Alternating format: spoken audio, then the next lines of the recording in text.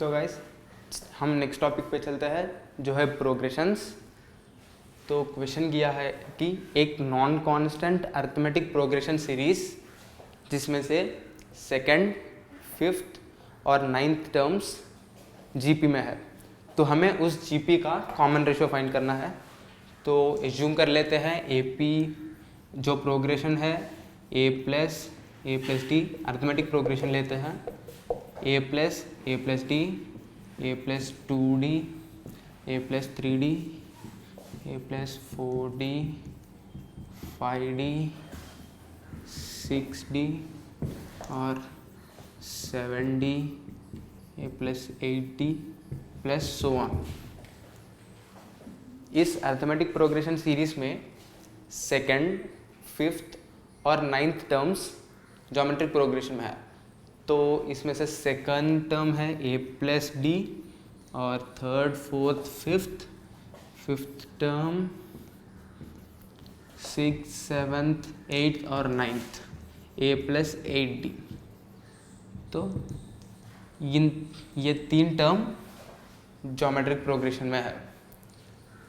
तो हमें दिया है कि अगर ये ज्योमेट्रिक प्रोग्रेशन में है तो a plus 4t by a plus d जो कि इस सीरीज का कॉमन रेशियो है is equals to A plus 8d by a plus 4d। ये भी कॉमन रेशियो है, दोनों इक्वल होनी चाहिए। तो इक्वेट करते हैं, हमें मिलेगा A plus 4d whole square is equals to A plus D into A plus 8d।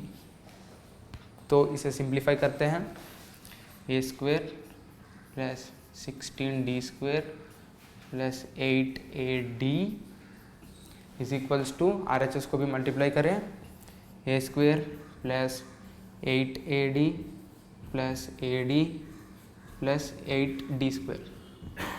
तो LHS में a स्क्वेयर है, RHS में स्क्वेयर है, कैंसिल।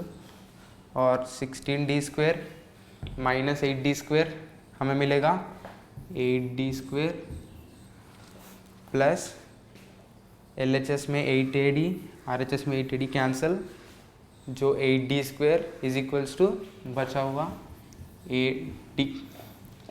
तो 8d स्क्वेयर जो इसे बाजू ला ले और d कॉमन ले, हमें मिलेगा 8d minus a is equals to 0। तो हमें अभी दो ऑप्शन है, d इज इक्वल्स टू 0 और a इक्वल टू 8d। पर क्वेश्चन में मेंशन किया गया है कि this is a non constant arithmetic progression. अगर d का वैल्यू 0 हो गया तो पूरा सीरीज a कांस्टेंट सीरीज बनेगा। तो d equal to 0 is not possible. तो दूसरा चॉइस बचा a इक्वल टू 8d। तो a इक्वल टू 8d हम इस सीरीज में डालते हैं, तो 9d, 8d plus 4 12d, 8d plus 8d is 16d। और क्वेश्चन में हमें फाइंड करना है कि common ratio of this GP.